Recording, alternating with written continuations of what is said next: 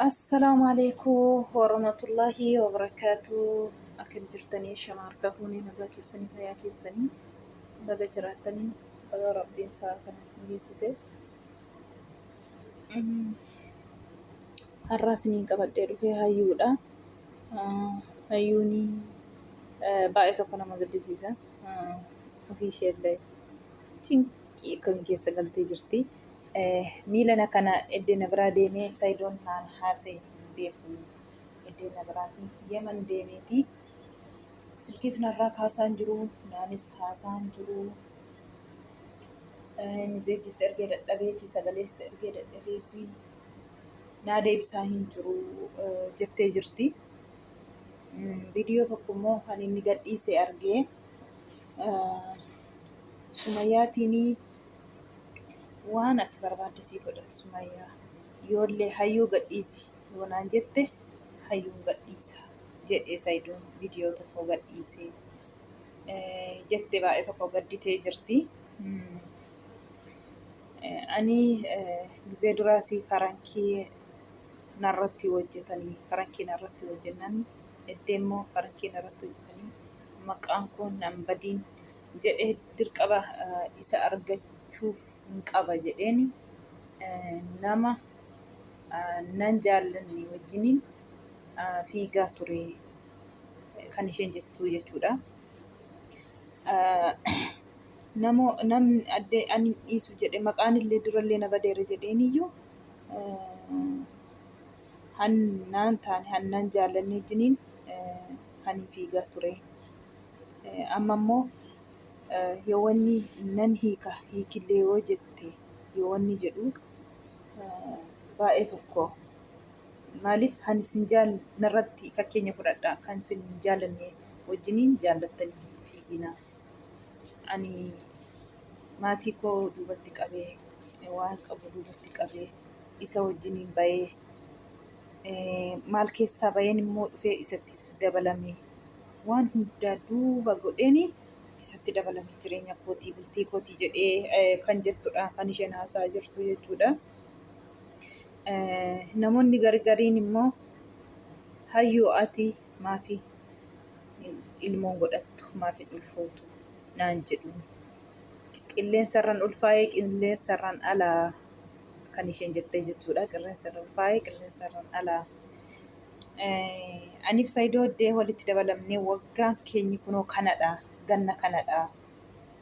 Eddee walitti dabalamnee kana keessaatii guyyaa tokko gatteenyee wal mari'annee afaan nagaa waliin haasoonee yeroo bareedaa yeroo gaarii waliin dabarsinee hin deemnu. Takka Yemanitti gizee meeqa deeme?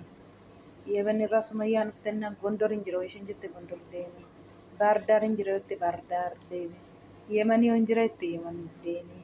Takkaama tokko itti walitti dabalamne malee jireenya gammachuutiin gatteenyee haasofnee wal mari'annee waliin hin beeknu kan isheen jette jechuudha. Amma immoo ani jireenyi koo dukkana natti ta'ee natti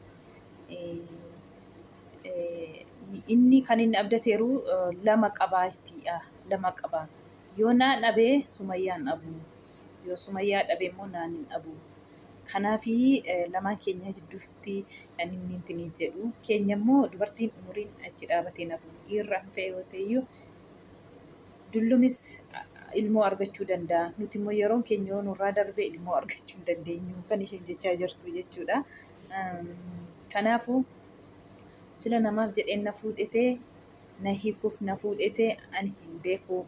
Amma sababa maaliitii ani ishee hiikee siin deebisadha kan inni jedhu Sumayyaatiin kan isheen jettedha.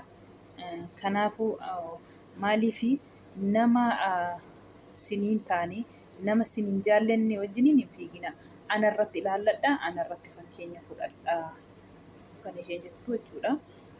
Dhuguma wanti durumayyuu waan tokko otoo tokko nama wajjiniin boo'u isa dhiisameet immoo isa namaan barbaanne wajjiniin fiigamaa jechuudha. Akkuma isheen jette sirriidha. Lafti ishee amma hayyuun wallahi dhugaa dubbachuuf lafti ishee ganaadha ganama qalbii isheeti dhugaa rabbi.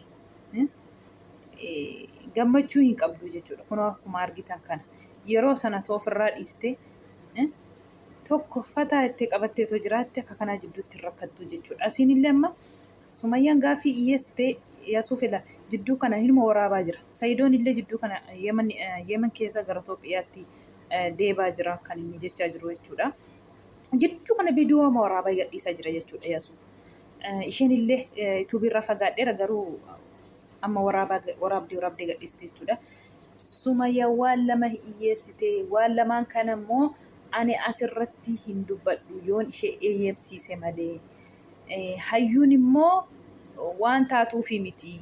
Bultee makaatee dubartiin jireenya barbaaddu dubartiin booruuf barbaadamtu dubartiin boor mana kooti jettee mana jireenya barbaaddi waliin taa'uu barbaaddi yoo ta'e boorus birrii iftaanis otoo waan hundi kun godhamuufi birrii kuni baala aatii gadi mukarraa harca'atee hin beeku. Edda ishee naqattus hin beekamu. Kanaafuu amma immoo qulluma ishee deebitee akka duriitti qulluma ishee fiigaa jirti, qullaa ishee adeemaa jirti, qullaa ishee sirbaa jirti. Bakka nu humna keenya ol taatee jirti kan inni jedhee jechuudha Yasuuf illee. Rabbiin nagaan Sayidoon haa fiduu. Sayidoon dhufee furmaata tokko yoo godhe malee amma cirma handuraatti deebitee nama dhagaa hin jirtu. Birrii immoo har'as birrii boorus birriidha kan inni jechaa jiru jechuudha. Silumayyuu isheen akka duraa kottiin deebi'aa jettetti baran viidiyoo tokko waraabdeeyyuu jechuudha. Kanaafuu Sumayyaan waan lamaan kana ani kana jedheen dubbadhu dhiyeessitee jirti. Kanaaf ufee Sayidoon nanii kas hin hiikus kanas hin jenne garuu Sumayyaan annan kakatee na waliin haasaa jirti. Jaarman deemuuf maalii isa jedhan immoo sobadha. Jaarman deemaa hin jirtu. Waan lama dhiyeessitee jirti Sayidoofi. Waan lama kana keessaa immoo Sayidootu dhufee murteeffata. Amma har'atee boortee keessan dhufa jedhee jira.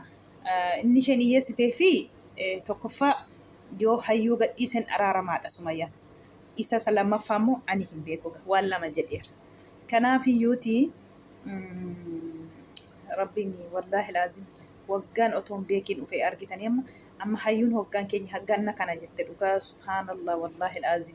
Otoo wal nyaatanii otoo gammachuun argatiin otoo wal cinqanii otoo lubbuutti wal taphatanii ilaala waggaan isaaniitti dhufte kun naannotee jechuudha. Subhaanallah wallaahi dhuma waan amma kaleessaa fakkaata. Kun amma waggaan isaanii naannaan iddee Sayidoo fi hayyuun illee walitti dabalaman waggaan isaanii kun ganna kana keessa jirti. Kanaafuu Sayidoon Sumayyaa argachuuf hayyuu gadhiisa moo akka jechi hin ulfaata dhugaa rabbii wallaahi laazim ulfaata. Waan kana keessa toon ilaalii otoon murteessin otoon ilaalatii fiiganii galanii ilmoo namaa deebanii immoo annas hiika lakki jechuun waan ta'u natti fakkaatu. Miknaata malee illee nikaa sirraa buusa namaan hin jedhamu. Walumaa galatti kan inni kas jedhee gadhiisee jetteen isheen aartee dubbataa jirtu. Ani waan hundarraa fagaadhee zarii korraa fagaadhee namarraa hundarraa fagaadhee waan keessaa bahee dhufe immoo wayii hayimaanootiiti. Hayimaanootii korraallee bahee dhufeeni isatti dabalamee kan jettudha jechi ishee. Haadha koo abbaa koochitti kaayeen duuba godheeni isatti dabalamee kan isheen jechaa odeessaa jirtu amma jechuudha. Baay'ee tokko akkasitti baay'ee isheetti dhagahamee jira. Maalumaafuu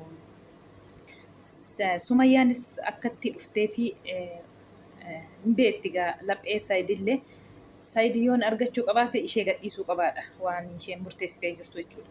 Yoo immoo hayyuu gadhiisu ta'e anaannan argatudha ijoollee siin argatudha jechuudha. Waggaa tokko guutuu dhuguma ijoollee argachuuf walii gadi xaaraa ture. Asin jira yoo isheen jettu asin jira yoo isheen jettu baay'ee tokko kun amma yoona kana cinqitiin isarraan dhaabanne Sayidoorraa jechuudha. Dhugaa rabbii nama gaddisiisa. Ammallee Yemen keessatti illee rakkina guddaa isa mudatee mucaa wal tumachuuf mucaan waliin nyaatanii waliimaan hojjetan achi keessa waliimaan turanii maqaa isaallee na jalaa badee isa tumachuuf gaafa inni adeemu Sayidoon harka irratti qabatee jechuudha. Gaafa Sayidoon shukkaa sana harkatti qabatu shukkaa sana namichi gadhiisuu didee shukkaan gadhiisuu dide namichi deebi'ee namichi shukkaa sanaan otoo Sayidoo tumachuuf jedhu deebi'ee isuma tumatee jedhan. Saayidootu kan immoo saayidootiyyuu ofiisa viidiyoo waraabee gadhiise jechuudha. Kanaafuu ofiisa of tumatee jedha. Ani otoon akkas godhu wal taaggallu inni gadhiisu didee deebee shukkaan isumatti deebee jechuudha namichumatti subhaanallah.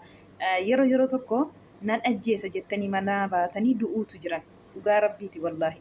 Amma saayidoo tumachuuf dhufee otoo saayidoo tumachuuf dhufu saayidoon harkarratti qabatee taaggalu shukkaan sun deebee isumaaf ta'ee jechuudha.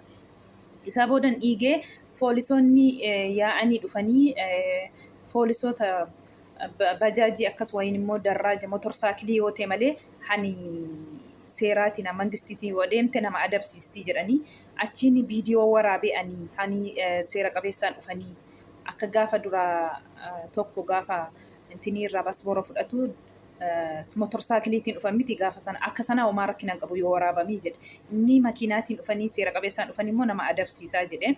Ani sulumaa waraabaan jira achi yoo ilaalanii walitti nu qabanii mana hidhaa nu gashanii jedhee mana hidhaa gallee yoo waa ilaalamu inni irra jira amma kana miidhameera seenee garuu miidhamee jira deebeetiyyuu aartuma kanarraa haninni tumatee jedhe ortoota gadhiisuu irratti isatti deebee waraanee jedhe.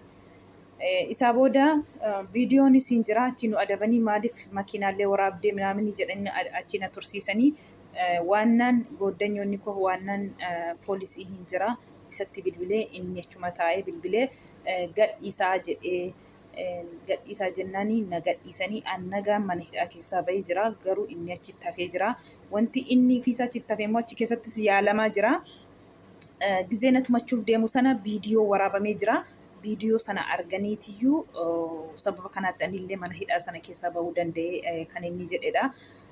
Dhugaa rabbii baay'ee tokko nama gaddisiisa. Namichi sunillee mana kiimii fi manuma hidhaaf manna kiimii wal birma achi jira madaasaa yaalaa fi jiru doktoroonni jedhe. Ani immoo sababa kanaattiin bahee ani gadhiisamee fi isatu dura na tumachuu wanta dhufeef viidiyoon qadda'amee wanta jiruuf sababa kanaaf ani bahee ani waan ta'e hin qabu ammasii kan inni jedhee dubbate jechuudha. Saayidoon illee rabbiin gaafa fatanaan gadi isinitti jedhee qallaalitti ol isinirraa hin jedhu.